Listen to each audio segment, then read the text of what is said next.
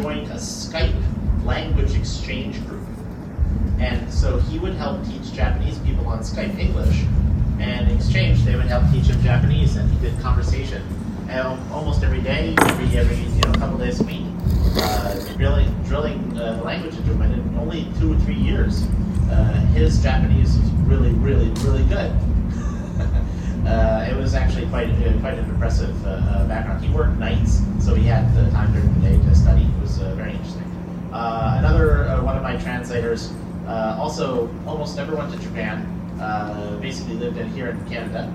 I won't say where exactly, but he was working at a Japanese grocery store, actually, and so would interact with a lot of Japanese customers, and he started studying Japanese in college and took courses, and then he learned the language that way and became conversant.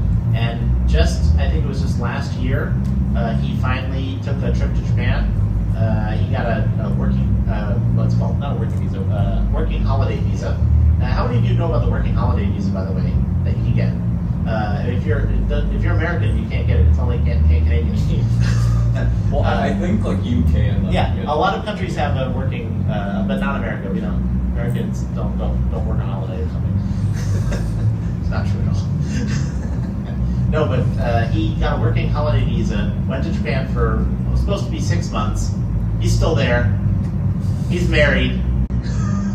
He's just first time to Japan. He never left. It was actually anyway. He's an amazing translator, and he learned through doing a lot of work. Actually, first he started as a fan translator, but then he very quickly started doing professional work, and has just gotten better and better and better. And now he has a Japanese wife. We can ask lots of great questions. Then, as an example for myself, my background, I used to be a translator, and I have an incredibly atypical background as well that I don't suggest people try and emulate. But I got a PhD in theoretical physics at the University of California, Santa Barbara, and while I was doing that, I decided to take Japanese for fun because I liked anime and manga, and I was, I figured it was free. And while I was taking the courses, I also started a fan subgroup. This was like 15 years ago. And I started translating Pretty Cure for fun. And sometimes like that show, the original Pretty Cure, like 15 years ago. I can't believe it's the 15th anniversary of Pretty Cure this year, but anyway. and that drilled the language into me. And then when I got my PhD, I decided to do a postdoc in Japan. So I moved to Japan for a postdoc, studied at the University of Tokyo, and that's when Crunchyroll went legit, and I dropped out of physics and became an anime translator. So, like, I don't suggest people try that path to becoming a translator. It's a little bit out of the way. Then one other translator that I have has maybe a more typical path. They went to college. They did East Asian Studies major, and then they joined a Masters of Translation program at a college and spent, I think, 6 months in Japan. I think at Kyoto University. One of the exchange universities with the university that had the master's program, studied Japanese, wrote a thesis, graduated, couldn't get any jobs, eventually came to me for work. Anyway, but that's actually pretty typical for a professional translator, that they get a master's in translation and then eventually start working professionally after they send enough resumes to people. That being said, I've had some people that have had masters in translations who failed my test, so it really all depends on your skills. Then we have Derek here. You can tell your story. Yeah. So my story is also one that's pretty atypical and probably should be emulated. So I also have a degree in something completely unrelated. I have double honors in applied mathematics and computer science. I work as a software developer in the semiconductor industry, which means I work with a lot of companies like Toshiba and Hitachi, Samsung. So I travel all across the world doing software development in factories. And I spent about a 3-year stint flying in and out of Japan, and it turns out that we cannot rely on technical translators for anything we do, or else no work gets done. So I learned Japanese through sheer desperation of trying to do my job. And then I just learned to speak Japanese and do all my meetings in Japanese, do all the engineering talks in Japanese. And at some point, on a whim, I just picked up a book, started fan translating it, and then 1 year later, Sam just bought it. Yeah. The magic of this other world's too far behind is actually Derek's fan translation, which I legitimized officially through the publisher. So basically, I own him and his work. Yep. Actually, that's an interesting sidebar. There have been a couple of occasions with J-Novel Club where the fan translations have been sufficiently good quality, where I felt like it was worthwhile to actually attempt to legitimize them. And the process for doing that is tricky. First, the work needs to be done by a single individual, like Derek, who basically worked completely independently on them. Second, that individual needs to sign over all rights to those translations for no compensation. That's necessary. You don't get paid for doing a fan translation. It's illegal, and you only give it for free. But, in exchange, then you can do the next volumes professionally, is the idea, right? And secondly, I have to go to the Japanese publisher, and I have to convince them, hey, there's this guy, he did a fan translation of your book, but he's willing to give us the rights to it for free, and he's going to take it down for free, and then we can sell it properly, and then they agree to that, and we continue on professionally, sort of. So it's sort of like a conversion from the fan to the professional. It's pretty rare, honestly. Not all the publishers are going to be on board with that. Only a couple of them will be okay with it. And secondly, lots of times the fan translations, especially the novels, involve multiple people helping to translate it or edit it at the same time. And if that's the case, then I need the agreement from every single person that's worked on it. Otherwise, for copyright law purposes, it's tricky. Someone could, if you edited 2 chapters of it and we publish it without your permission, in theory, that person could, even though it was done as a fan and not with permission of the publisher, that person does have a claim to a copyright of their work, even if it was done and distributed illegally. So I need to make sure everybody's signed on the dotted line. Anyway, aside on fan translation over, Derek is now one of my most prolific translators, really. I don't know, not prolific, but you do like 3 series or something, now, right? 2. You're going to do the 3rd coming up. He's on the deck for another one. So that's all the paths that I sort of had, the possible paths you could do to become a translator. There's one other guy I didn't have on my list. He loved visual novels so much that he just sat down and translated a 1 million character visual novel on his own. And when he started, he didn't really know that much Japanese, and of course, by the time you get to the end of a 1 million character visual novel, he's pretty good. Took him over a year, right? I don't know. If you don't have a concept of how long 1 million Japanese characters are, it's the equivalent of about 6 light novels, something like that. So each light novel is about 150,000 characters, give or take. Anyway, so next topic I wanted to talk about, other than the path. Well, so thousands of various paths you take to learn, but what are the actual skills that you need to be a translator in this industry, especially for light novels? But this applies for manga, anime, games, pretty much anything. And this is going to be sort of atypical. I think this might not be what you'd think it would be, but the number one thing that I'm looking for is actually English writing and grammar ability. Not Japanese, but English. For our purposes, our editors are not there to correct your English. They're there to correct typos, maybe polish your English writing, rearrange flows, make suggestions for when you could make things smoother. But I want the translator, when they write something down, to be a good English sentence. And even better, to construct a proper paragraph as well. Doing that from the start just gives you a better product in the end. And that's something that I've learned over large amounts of experience. So if you're studying translation and you're just doing translation, you don't read normal English books, or you're not familiar with how to write proper English prose, that's going to be a real gap in your skill level. So I suggest to anyone who wants to become a translator, make sure you watch English language, or if you're going to be Japanese, French language media, and understand what it means to be a good writer in your target language. That's super important. Derek, do you want to say something? If I can chime in for that as an editor, I'll say most editors tend to get paid like half or less of what a translator is. So if a translator is doing a very poor job of constructing English sentences and you're spending more time than they necessarily did to do it, you'll pretty quickly not want to be working with that translator anymore.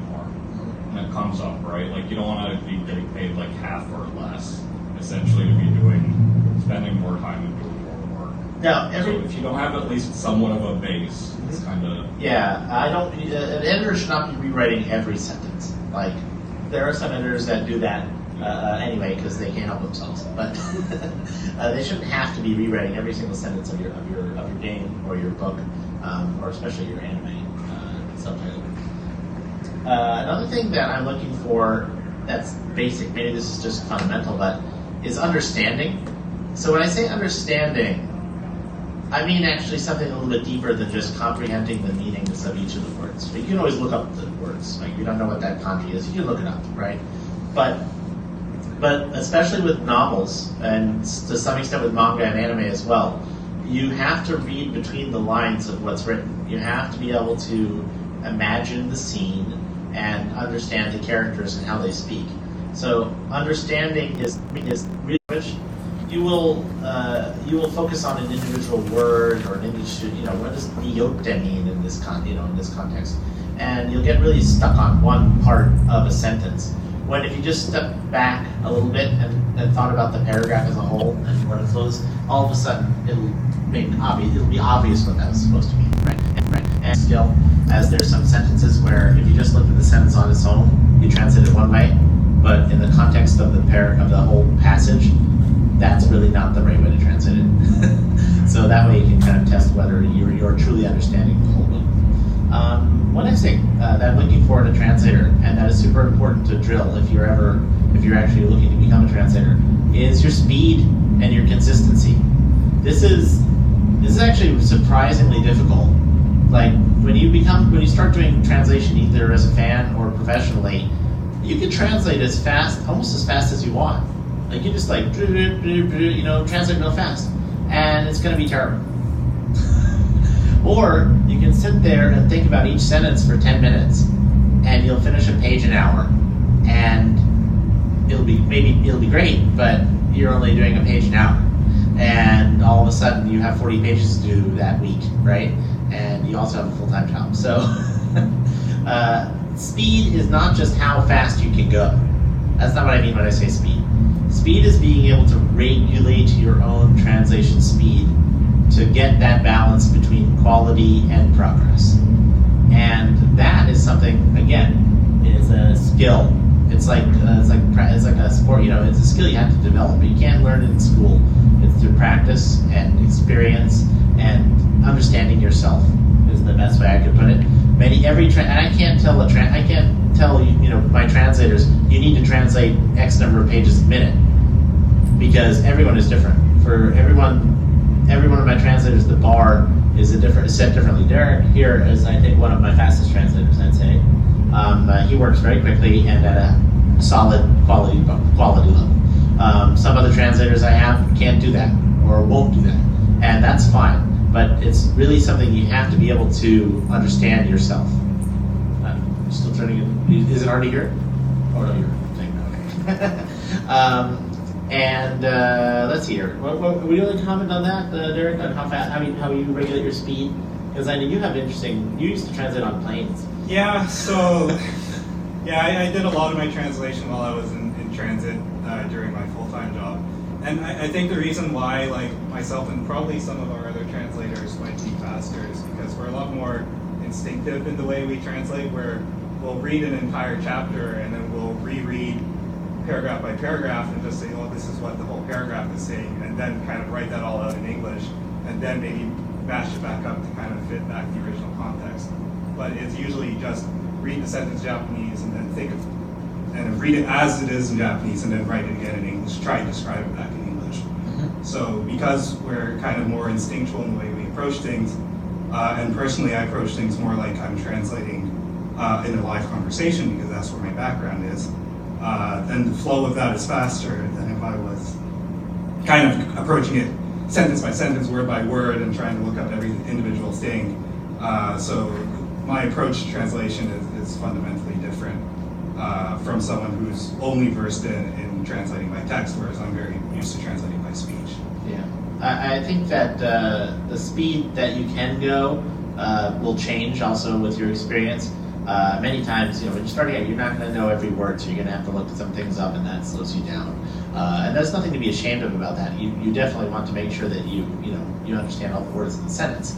But beyond that, once you're able to do that without stopping to look things up, then you can start working on translating intuitively entire sentences, and that is what will really get you to the level where you can become an effective professional translator. And on a sidebar, the point of speed here, as long as you can get it done by the deadline, maybe I don't care, right? But I do care because I want my translators to be able to eat and live. And our rates are not high enough to support people who can't translate more than X amount of pages a day. There have been translators in the past where they've overestimated their speed drastically, and then I hear after a couple of weeks that they've been spending 40 hours a week on their parts every week, and I'm like, and of course, to be frank, if you're doing that, you're also turning in shitty work. I can guarantee you that if you're spending that much time, then you also have problems elsewhere in terms of your overall comprehension. You're probably looking everything up. You're probably mistranslating things, and so that's a red flag for me anyway. But someone like that is not going to be able to continue on translating for us just because they simply can't. It's unsustainable. So your speed is also just related to your ability to translate as a livelihood. And that's super important for professional translators, and even for fan translators, right? You're doing this for fun, and you're not going to want to spend, if your idea of fun is spending 40 hours a week banging on some visual novel that, that has another 800,000 characters to go, before you can even release the patch, that's not fun, right? Hey, there's some of my translators, I think they actually would consider that fun, but yeah, we can talk about masochism and translator in another panel. I started doing that as editing. That was basically me in all my free time. That's how I got into the industry, so I can't really. But was your goal to get into the industry by doing that? Oh, it was just fun. Yeah, exactly. No, he's a giant masochist. I think everyone who kind of started as fan translators and were keeping a regular schedule are probably all masochists. Yeah, probably. Yeah. I think anyone. I'm not going to ask anyone to hear if they've done fan translation, but the fact is, in this industry now, it's a thankless endeavor. It's great for getting experience, though, but it's pretty thankless. Also, one thing I want to say is another, non-conventional way to get faster at translation I've found is just actually reading stuff in English, because as you see how other writers word stuff in English, and you learn more by just reading more, you get better at naturally just forming the sentences and going over your sentences over and over and thinking I need to correct that, this sounds awkward, and just thinking how do I make this flow naturally. If you've been reading a lot, from actual good writers, it kind of comes to you more quickly. Yeah, you need a catalog of English as well as your catalog of Japanese in your head. You need how many different ways do I know how to translate Pikida or something like that. Yeah, another fun thing that you can do is a lot of video games now are dual language support, right? So you can play with the Japanese language on, but have all the English text on.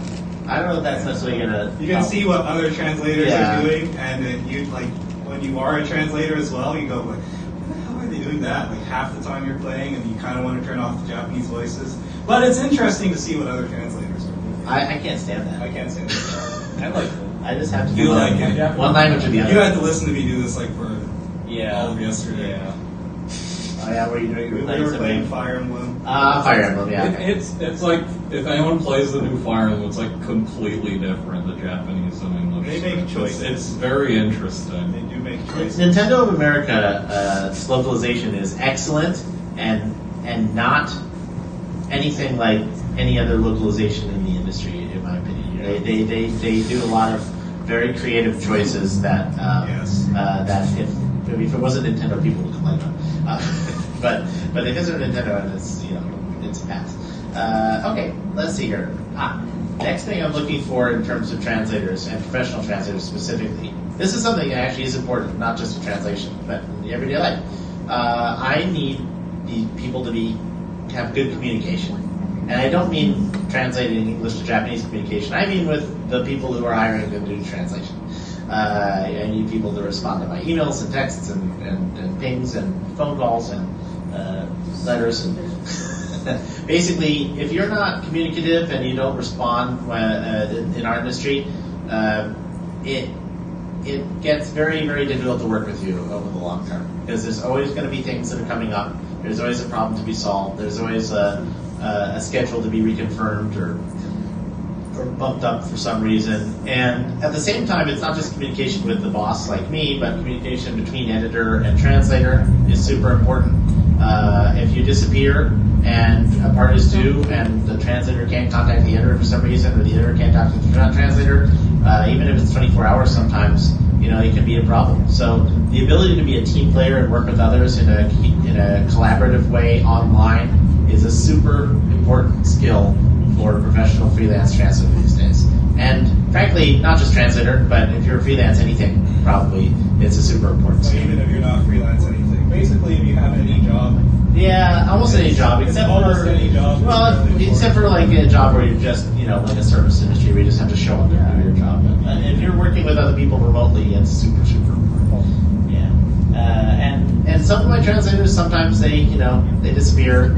Sometimes they have good reasons, and sometimes they don't. Do you find it's more often translators or editors who just don't respond or disappear? I'd say that editors have a slight edge. Interesting. Yeah, but only slight. It's like 60-40, something like that, in terms of the flaky editors and versus the translators. Okay, and lastly, an important skill for a professional translator, as far as I'm concerned, is also having a secondary source of income. Maybe that's not a skill. I don't know. I would say of the translators, I have around 40 translators who work for my company at this point, and the ones who work full-time professionally as a freelance translator, maybe 10 of them. And the rest of them either have other jobs or do this as part-time or on the weekends. It doesn't pay very well. You can make a good living at it if you're fast and very good. When I was doing professional translation for anime, I was making $65,000, $70,000 a year at some point. And I was doing a lot of work, and it was hard.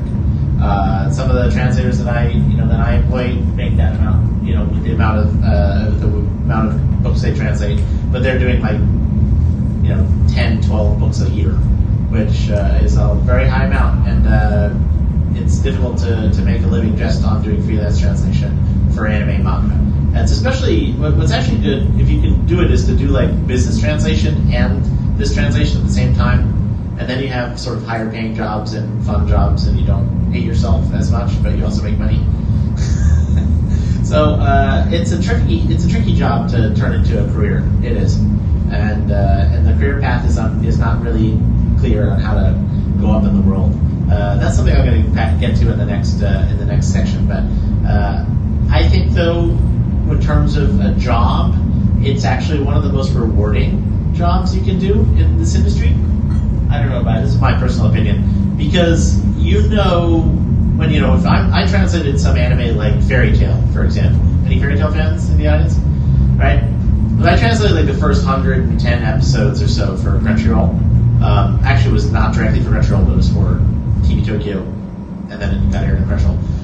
And that was a fun job, easy show, shown in action. Gotta love that. Only got about 200 lines an episode.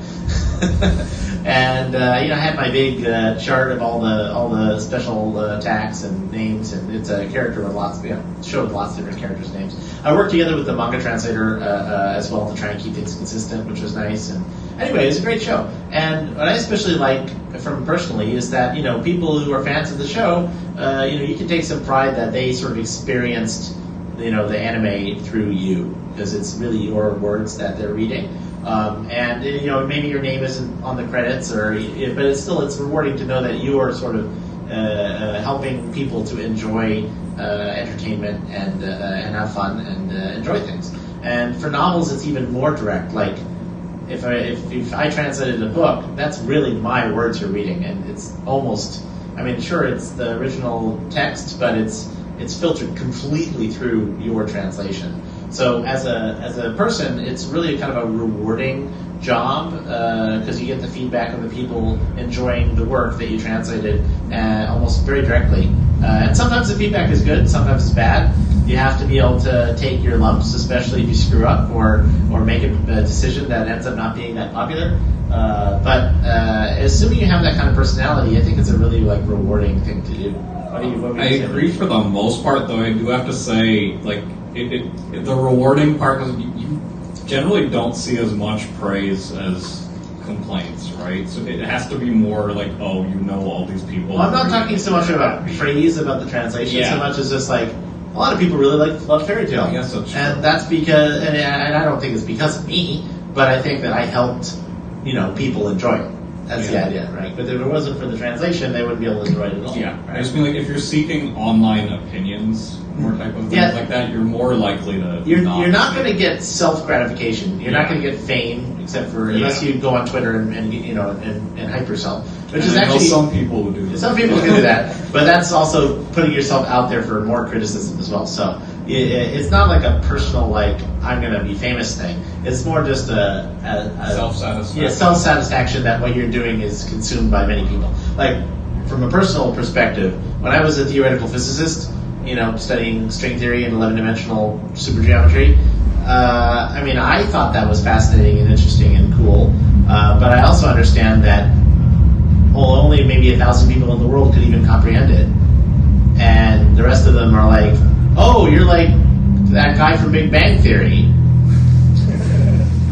Anyway, so that was what people saw me as. I was like, well, yeah, I was okay, but now that I'm doing this, I feel like I'm actually affecting more people's lives in the world in a positive way. So, yeah, that at least I feel that I'm satisfied with that. But everybody's personality is different. Yeah, I would say it's the same for me. I tell people I'm a software developer. It's okay, you write code.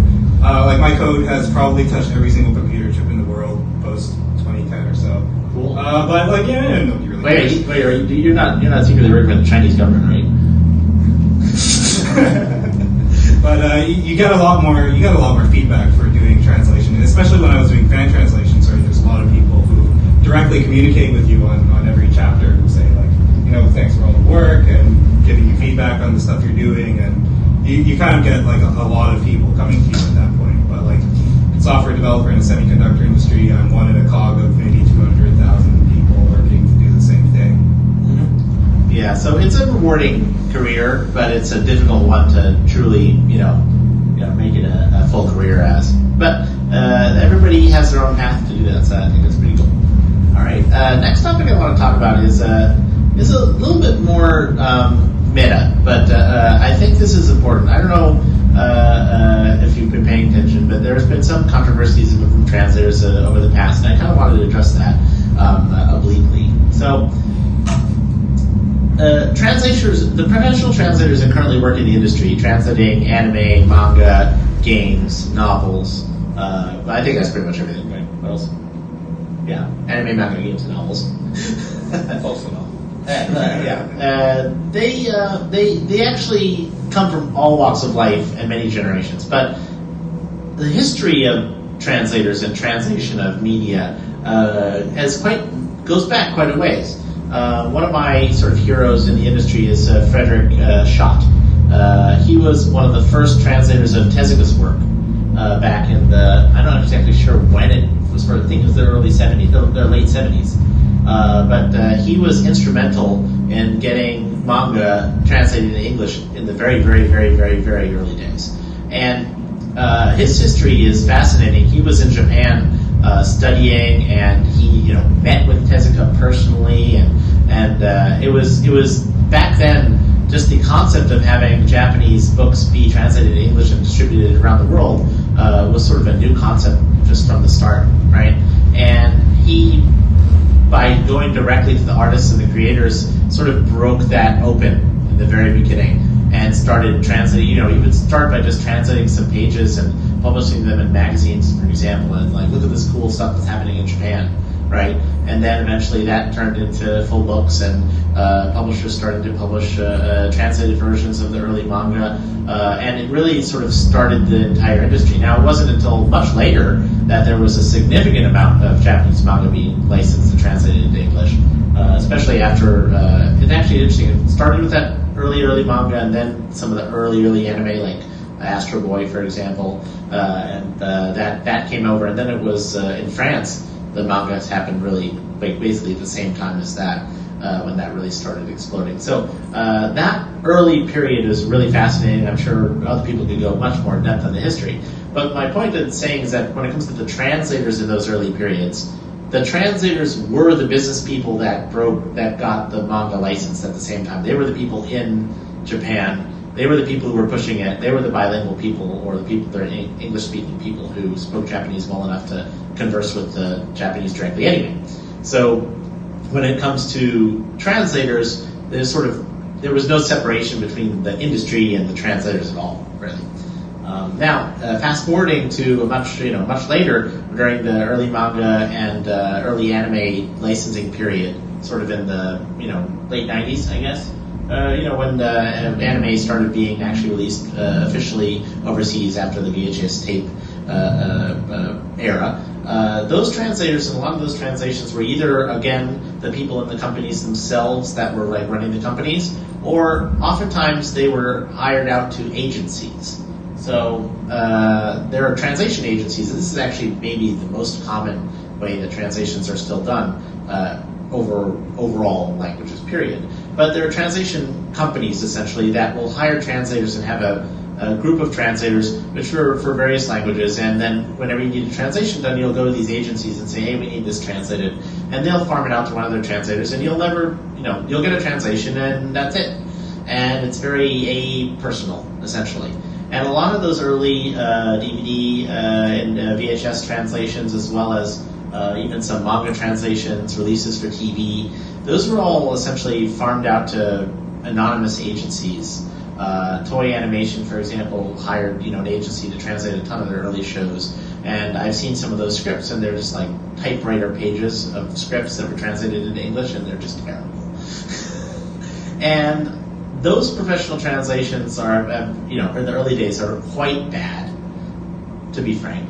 And I don't blame the translators at the time, because they're working through agencies. They probably didn't even get the video, for example. They probably just got a text script for anime or for manga. I don't even know if they got the original manga pages. They just had text to translate. They couldn't really get the proper context, and there was no feedback loop. There was no sort of person from the Japan side or from the company even that would sort of check the translation and make sure it was properly done. And it was bad. And it was pretty soon as anime grew and the bubble happened and manga grew, especially in the early 2000s or so, the companies like Funimation and ADV back then, and those companies began hiring their own translators directly. I don't know exactly when the transition happened, but I think it was basically really early 2000s. And those translators that they hired directly were doing much better work because they were still, now where those translators came from, many of them used to work for the agencies. They were just professional translators. They weren't necessarily anime fans. And many companies did what was called rewriting. So they would hire essentially native Japanese speakers who spoke English as a second language. They do an initial translation, translating it very literally into English, and then they would have native English speakers rewrite it into more flowy, more flowable English. And that resulted in better translations, but sometimes in the rewriting process, things would get really lost in the original meaning, and they would go a little bit too far afield. And those translations in the early 2000s could sometimes be compared to today, be a little too liberal in their translation choices compared to what people prefer these days. And we're not talking about it's also the same era as 4Kids dubs, but I'm not going to get into the dubbing side of things. I'm just talking more about the raw translations powers, especially manga and literature. And that improved things, but it also sort of, and they started bringing in professional translators and having them as like a stable themselves. But then something happened around 2007, I think 2006, 2007, which is when Crunchyroll went legit. and anime streaming started happening. Also, the manga bubble burst, and a lot of the manga companies like Tokyo Pop went bankrupt, and all of a sudden, especially in North America, the number of manga that was published collapsed a lot. And essentially what happened, because of those two things happening around the same time, was a glut of translators. Crunchyroll, when it began, it actually hired essentially fan translators, including myself, to do their initial simulcast subtitles. And that group of fan translators that had then become professional translators is still very active today. There's, I don't know how many there are, but there were like 20 or 30 of us in the beginning. And that was the first time that I know of when a large number of fan translators went pro very quickly. And the result of that, plus a bunch of the out-of-work manga translators trying to get jobs as well, was an incredible reduction in the rates. There was a lot of supply and not enough demand for translation in the mid to late 2000s. And at the same time, when you have a ton of new translators that are coming in, and companies like Crunchyroll, which were just they were just trying to figure out how to do localization efficiently and make sure the quality was good, it was sort of a Wild West. Quality was all over the place. You had great translations like mine. you had really, really bad translations. like Natsuno Arashi was, I think, the classic one. Anyway, I don't even know who that actually, it's sort of inside baseball. Crunchyroll in the early days attempted to farm out some of its translations, like really cheap translation houses in Singapore. And those ended up being so bad they had to like redo them all and pay the proper translators to do them all. So that was really early day. There was some experimentation with rates. They were trying to push us down as far as possible. I think Netflix still does that. They farm out their anime exclusives to different like houses in the U.S. I believe that's why some of them are really bad. And also, if you at the end of a Netflix episode, it always tells you who the translator is. And if you like watch any other shows, the translator is different every episode for some reason. Yeah, that happens. Well, if they have their dubbing is all done by SDI, I believe, right? And SDI is a huge translation agency, but they're focused not so much on subtitles. They do like dubbing into 17 languages. And so they're they're an international conglomerate translation agency.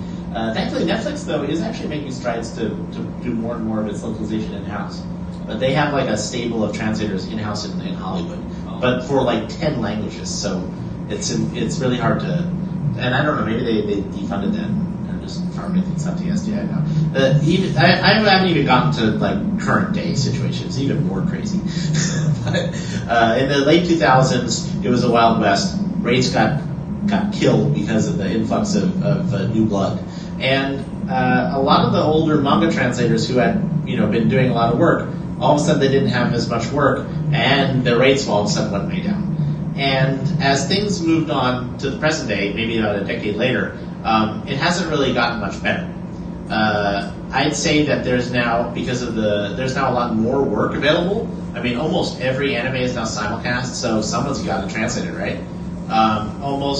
We're having tons of manga. Companies like mine are publishing 150 books a year of light novels. That's a lot of localization.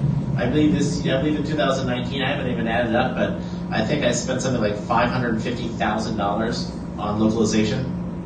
That's translation, editing, checking. So that's a lot of money that I paid localizers. But so the industry has grown a lot, but when it comes to the individual rates for things, it's still really difficult to get high-paying jobs because there's so much competition. And at the same time, there's a lot of I'd say there's a lot of gatekeeping in some circles. The translators that have the experience and the old schoolness and maybe are in the earlier generation, they look at the younger people coming in, who are self-studied or been doing fan translations, for experience, and there's some of that where that they're looking down on them. But in reality, I think it's more they're just trying to protectionism to try and sort of protect their place in the industry because they see all these young people coming up, and there aren't enough jobs available. So I feel like that's sort of a bit of a flashpoint right now in the translator community, and I think it's important, very important, that the older generation actually look at the younger people coming into the industry as an opportunity for mentoring them and teaching them, doing things like sharing rates is something that as a boss, I'm like, please don't, but as a translator, I'm like, that's good for everyone. So I'm actually very upfront about what I pay people, and I'm pretty fair about it. But I think more communication with that would really help people become more self-sufficient translators. And also understanding that everybody comes to it from a different perspective and a different background. Just because you went to an exchange program in Japan for 6 months, and then let's see here, and then went back and got your master's in translation doesn't mean that you're a better translator than someone who translated the 1 million character Arrow game. It just doesn't. Probably, but probably not. But maybe not. It's what matters is each individual and your own skills and your own English writing ability, and that's what I try to evaluate when I actually pick translators. So I don't know about the future of the translation industry, but I feel like the opportunities are really there and growing because the overall amount of media that's being translated is always growing. And if there's a bit more organization and maybe cooperation among the translators and editors themselves outside of the companies, you could really get a nice community going. And I see the seeds of that, and I think, especially online and on Facebook and Twitter and those sorts of things, I think we're finally starting to see a little bit of the translators that used to always be in the shadows sort of come out into the light and organize in a way, both for their own betterment, but also the betterment, I think, of all the translations themselves and the people that are consuming the translations. What do you have to say about that, Derek? I know you don't pay attention to Twitters. Not at all. No. I have very little online presence, so I don't pay attention to any of that going on. And what, Manish? What do you think? You have any opinion on these things? I mean, I think it's good for the translators. I personally don't do it just because, I don't I'm very bad at stuff like Twitter. I'm like, I should market myself so I get more jobs. But then I'm like, wait, how do I actually do that and not make it look super fake? I'm not really good at that, so I leave it to other people, I guess. Yeah. I mean, it's good for the ones who can't do that. Yeah. So I know I sort of did talk very generically today about things that didn't really get into what's the best way to translate kawaii? I'm not sure if you were expecting a panel like that, but I mean those are cute discussions. But I'd rather talk about the important things in the industry. And hopefully, actually, that gives you a perspective on what it really means to be a translator, and especially a professional translator in this industry, and where you go to start, and then where you go once you're even in the industry, and how you try and survive in it. I hope I gave you an interesting perspective for that. So it's 12:30. That was about, 45 minutes or so. So let's open up for questions. There's a microphone over there. I believe it's probably best if you line up in front of it if you want to have a question, and then speak it in the microphone so that everybody can hear. So anybody who has a question, just go ahead and line up behind that microphone. That'd be great. And I'll be happy to answer them. And I'm sure Derek and Manish would also have some opinions on things. Anybody have a question? Yeah, go ahead. You got plenty of time. How do you deal with translating fonts and stuff that are really hard to translate? Well, that's a good question. Derek, you go ahead and throw the futon out the window. I hate them. I mean, at some point you just have to localize it completely because puns in Japanese just typically do not work in English. So you have to find something that works in getting the same context of what is being said, but also makes a joke in English that makes sense. So you can't just transliterate the Japanese into English and be like, haha, you see this, and then I'll put in a translator's note and see this is written like this in Japanese, and it means that, and that's why it's a funny pun. That's not localization, right? So at some point you have to ditch the original pun and make a joke in the same context. Is my approach to it. Yes. The problem, of course, is that you have to make a joke that's just as funny.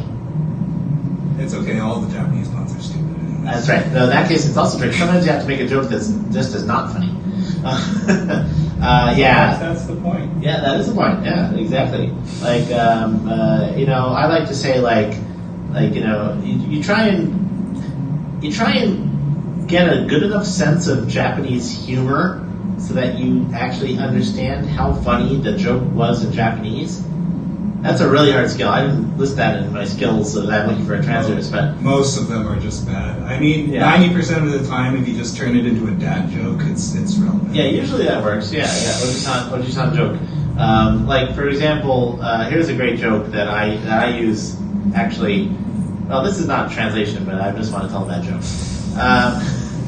So I walk around in Japan, and I was like, it's the winter, and I'm like in short sleeves, right? And if you remember, my name's Sam. And so Japanese people, of course, because they're very kind and polite, and they'll always look at me and be like, "Samukunai desu ka?"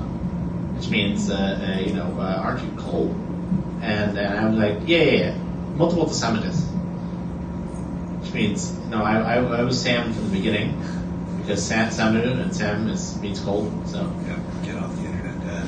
yeah. And I'll tell you right now, when I use that joke, and it's like because I have to wait for them to get it. The old men list are on the floor rolling with laughter, and everybody else is looking at me like. So if you understand your audience, that does work though. Like you don't have to understand the audience reading the book as well. Yeah. Like to write a proper pun, and sometimes you get lucky, really really lucky. And like there is like an equivalent Japanese pun or English pun where you can just throw in there that it just works perfectly. But usually it's really really hard to do it right. I'm pretty good at it. Like I've come up with some pretty good groaners that were pretty equivalent to the original Japanese. I guess you just need a little bit of crazy genius for that part. And editors hopefully will be able to help with that, but usually they're not very helpful. Any other questions? Anybody? Oh, really? No questions today. Yeah, go ahead. You went pretty quick on what the editor did. Oh, yeah, sure. A little bit more to that. Yeah, we should. So it really depends. For example, some of the stuff that I get turned in for J-Novel Club is like pretty pristine. So it's essentially I'm just going over if they mess something up, I rewrite the sentence. Otherwise, it's just typos. Looking for like they mess up the formatting, they do this, blah blah blah blah. Look at forum feedback, apply them. Like if like some people are complaining about something, like is it valid, yes or no? Stuff like that. And then on certain other things, like I've worked on a video game recently where I'm rewriting every single line completely. I'm essentially just copy-pasting the script into like a different like text file, and I'm just rewriting it on a second screen as I go line by line because the English is really bad from the translator there. So it largely depends on the quality of the translator that you get. It can range anywhere from like just basically spot checking to completely like rewriting, and you have to generally be good at like a range of things, because if you're only good at like the spot checking things, like why aren't you just a QA instead of an editor is what it comes down to, right? Yeah. is what people will ask you. So and every client is necessarily going to need people who can do both for like different jobs at the company, right? Depending on what you get, because they don't like select you for certain things. I do. Necessarily. I guess you do more. But we- most companies do not. We try to pair like the editors and translators together that complement each other's skills. So a translator that really needs a heavy rewrite or a more heavier rewrite, we'll pair with the editor who tends to do a heavier edit, and the translator that already produces pretty good clean work. We'll translate. We'll pair them with the editor that doesn't really sit down and rewrite sentences unless they really have to. So it's a range, definitely a range. Yeah. And that's always going to thing. In general, with most companies, actually every other company I've worked with other than J-Novel Club, that's not true. So you have to be able to do both, or like you're not going to get hired essentially, or pass whatever test they're handing you to even get hired.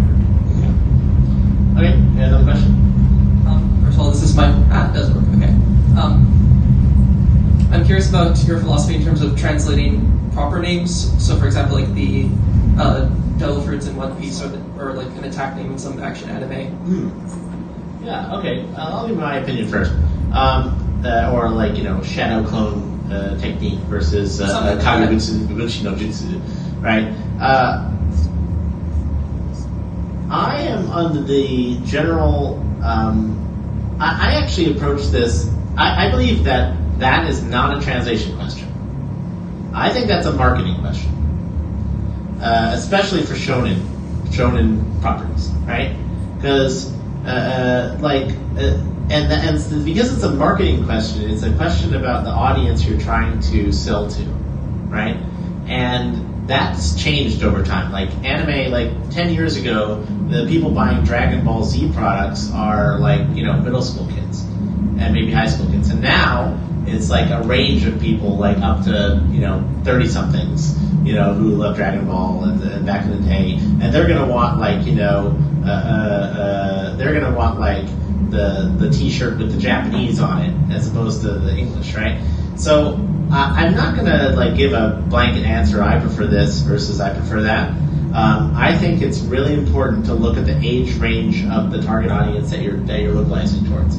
So My Hero Academia, for example, I think that as a new product, I would translate everything there into English, techniques that they're using. If it was my decision, because that's going to be on TV, that's going to be on Toonami or whatever. That's going to break out into the mainstream. It definitely did. And then, whereas something that skews a little bit older or a little bit more core fan, maybe a shonen action, I would consider keeping the original Japanese. Now, it really does. It does also depend on the way it's used in the show. Like, how should I say? Sometimes the fancy Japanese terms, and I'm not necessarily talking about names, but I'm talking about like names of attacks and things. Sometimes even in the Japanese, they're sort of not real words. They're like made up words, or they're constructed things. So in that case, maybe it's like just as it does. It's not really even in the Japanese. It's sort of a made up term anyway. So if you translate it, do you just translate it to some other Englishy made up term, or do you just leave it the same made up term? And that's sort of a judgment call you'd have to deal with. It's a difficult question, and trying to keep it consistent over the long term is hard. But fundamentally, you have to look at the age range of your target audience and how mainstream it is, whether or not you fully localize. That's my personal opinion.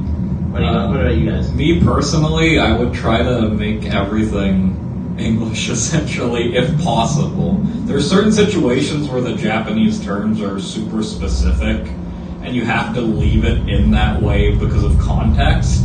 But otherwise, I feel you can generally change it to an English equivalent as long as it's not like a made-up word, where you might just choose a Japanese because it's a made-up word anyway.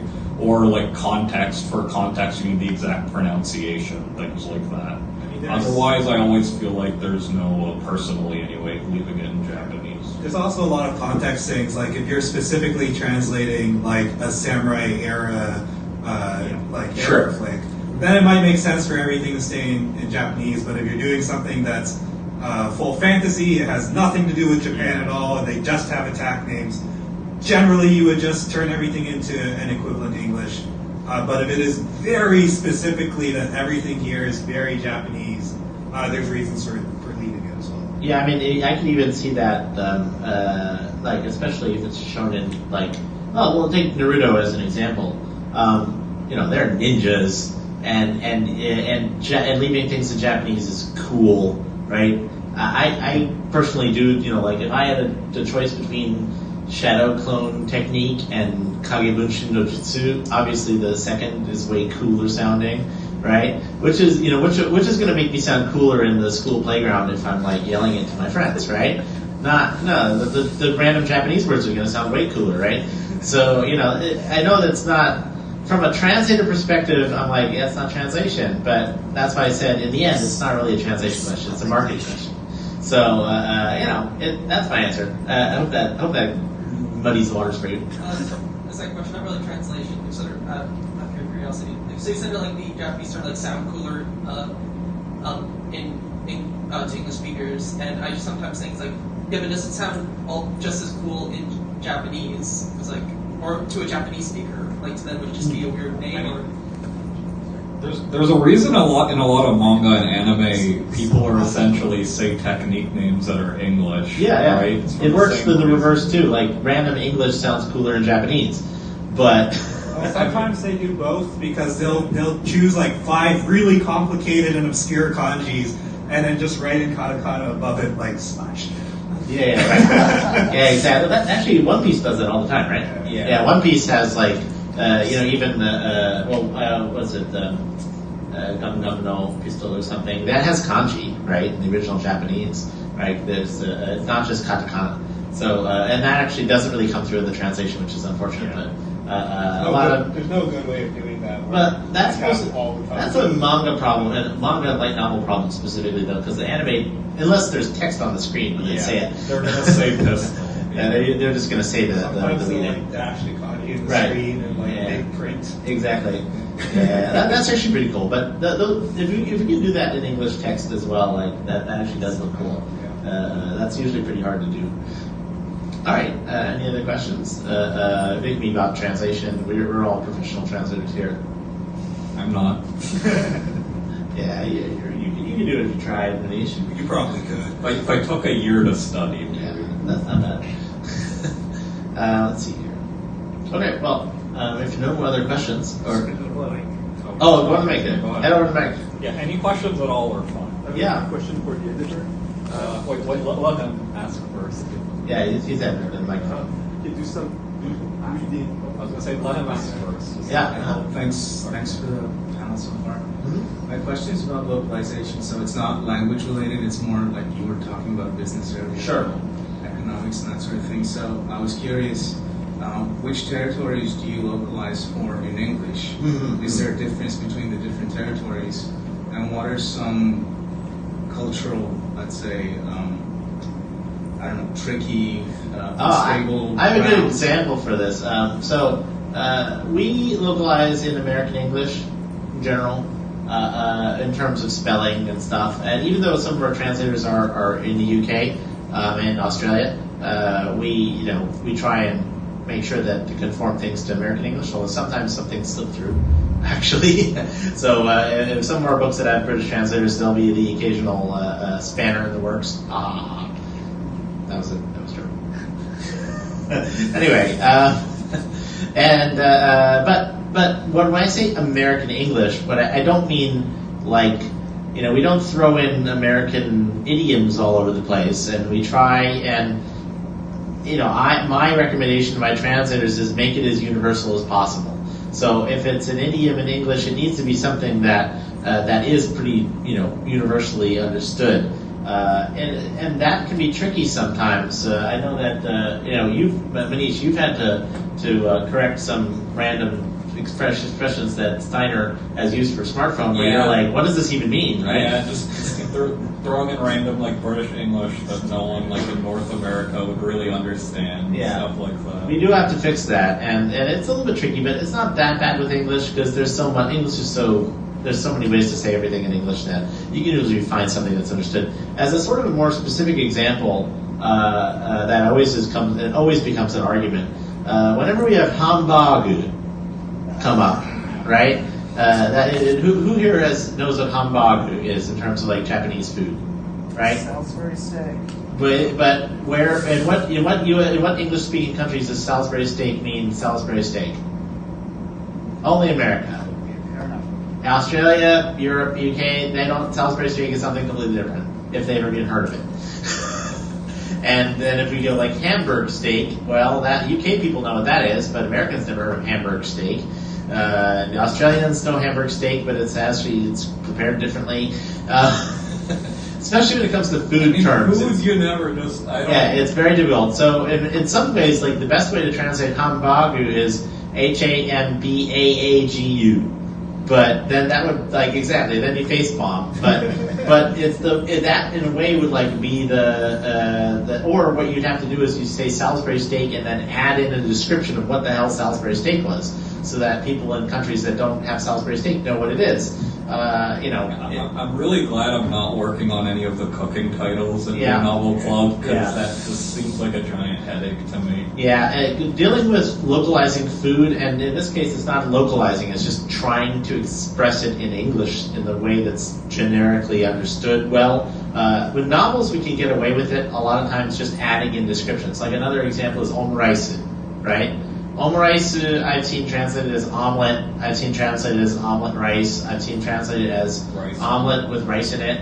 I've seen it translated as just omuraisu or omuraisu, like written out in English. And the fact is that if you're a anime otaku, you probably know what omuraisu is. How many actually know? Sorry, how many of you actually know what omuraisu is? See, all of you guys know what omuraisu is. And I wouldn't have to explain in the book. But there is, a significant number of people who wouldn't even know what that dish really was. If I said omelet rice, they would be like, what? They'd probably think it's like eggs with rice mixed in or something made into an omelet, right? They don't understand sort of what it is. Or that the rice is always chicken flavored, for example.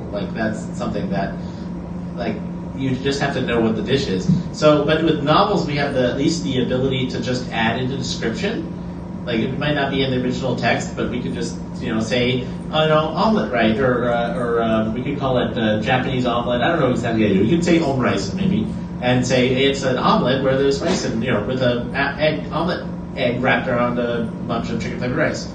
We could add in that description, and at least people know what the hell you're talking about, even if it's sort of... and then if it's like an anime, technically you have visual indicators at least, right? Yeah, omuraisu is bad, though, because you can't, you don't usually see the rice You part. see ketchup on essentially, right.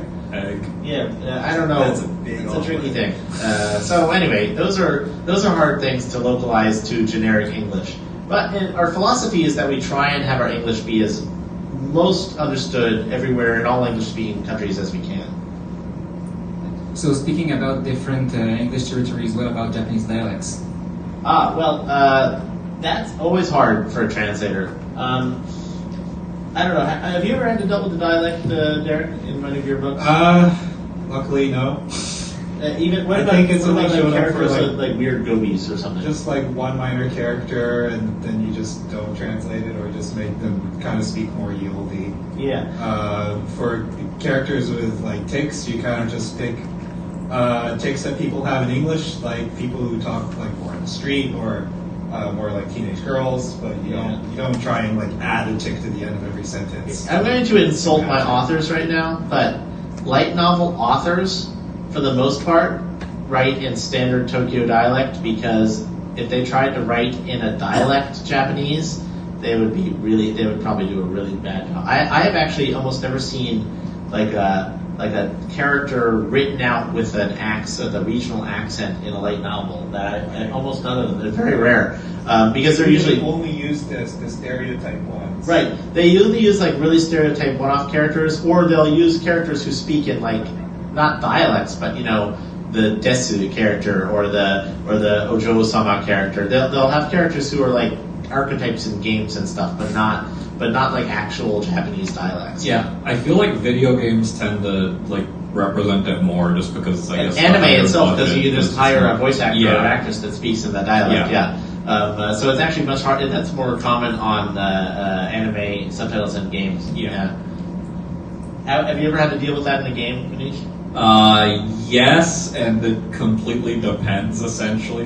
How important is the character? Is that supposed to be, their shtick? There's a bunch of companies that translate the Kansai dialect as a redneck hick. Yeah. To be fair, I've done that before. It depends on the context, really, is what it comes down to. When I think of the translation of Shugokara, anybody remember Shugokara? As a cute little shoujo. Showing your age. Oh, really? That's nice. But there was a character in the later seasons. There were a bunch of little fairies, and the fairies would often have dialects. And one little fairy was from Nagoya and spoke with an incredibly exaggerated Nagoyan accent. Anyone here even realize that Nagoya had an accent? Anybody? No. Basically, it doesn't really exist in reality anymore. It's really only used on Japanese variety shows and skits, because nobody in Nagoya really speaks like that anymore, except for maybe like really old women. But it's you can think of it as incredibly exaggerated cowboy talk. Like, it's not Southern, it's specifically like cowboy talk. And I had to translate this little fairy, like, speaking like a cowboy. Like, it was really, really, really hard. Like, anyway. Aren't you from Texas?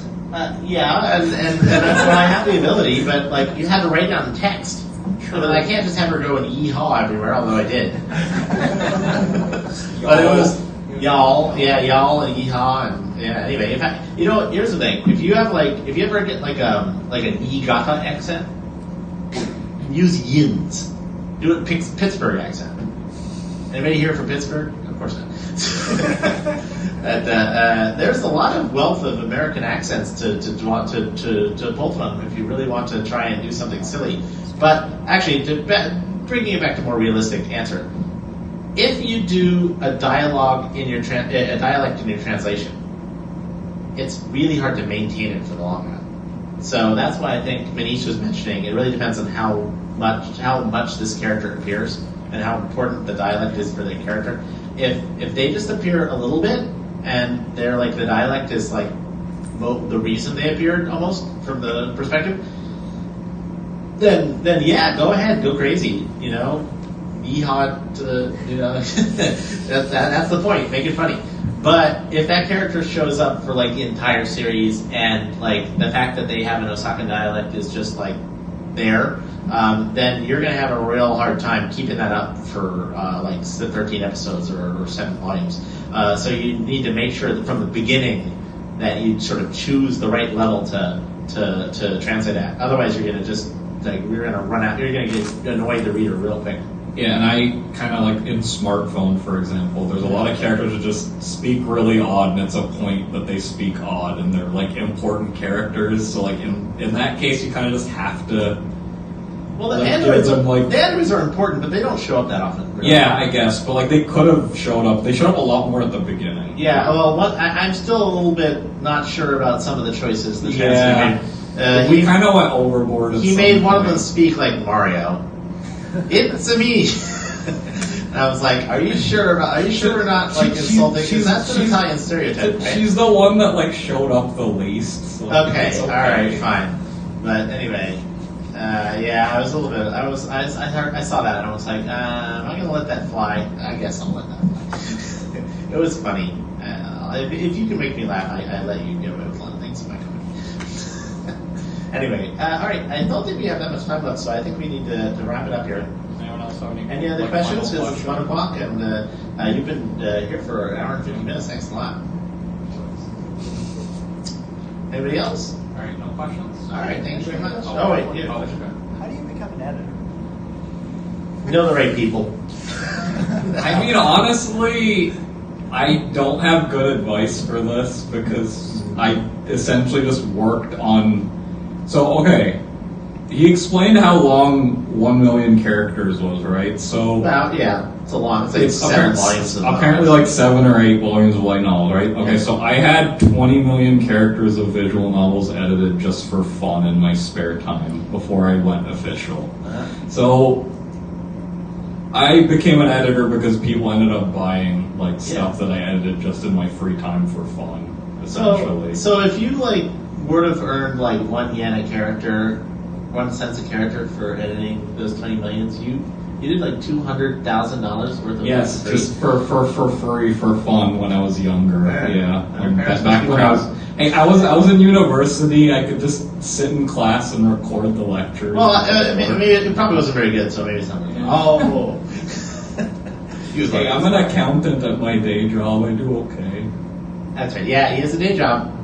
In general, we're bad examples because we're both people who just did it for fun, for free, and just ended up in the industry. I didn't even submit a resume or anything. I just randomly got an email one day from Sam. Yeah, well, I wanted his translation. I was like, this guy actually translates pretty well. Cool. Yeah, my stuff was literally, there was a new publisher in the visual novel scene and they bought like 3 different games I worked on. And I'm like, hey, now I've worked on things. Can you give me more work? They're like, sure.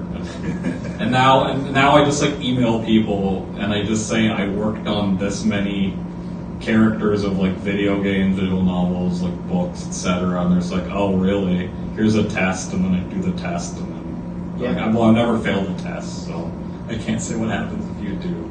Yeah, a lot of places do have tests. So the in terms of I don't know exactly what you're getting at, like what should you study or major in, that sort of thing. Yeah. Obviously, you're going to be an English editor. The more like journalism experience, writing experience you have, the better you're going to be at that proofreading. And to reiterate, especially if you're, I guess, going into Japanese stuff, it's just read a lot. I'd say especially it helps if you're into like sci-fi or fantasy novels. Just read a lot of like well-regarded like English sci-fi or fantasy novels would be my advice. Here's one. I'm going to give you like anti-advice. Here's how not to become an editor professionally. Don't like send publishers like a handwritten letter with like every typo that you found in their books. Yeah. I've had a couple people who's like, we should be an editor for you because we found all of the errors in your books. I was like, well, thank you, but no, that's more like a proofreader and not an editor, and trust me, that doesn't mean you wouldn't have made just as many more mistakes than that. And I have like friends, for example, that like have actually tried to get into Crunchyroll by being like, hey, these are like mistranslated lines, blah blah blah, and no one ever responds to those because you just come off as like a jerk essentially. Yeah. This is a list of reasons why your company sucks. Yeah.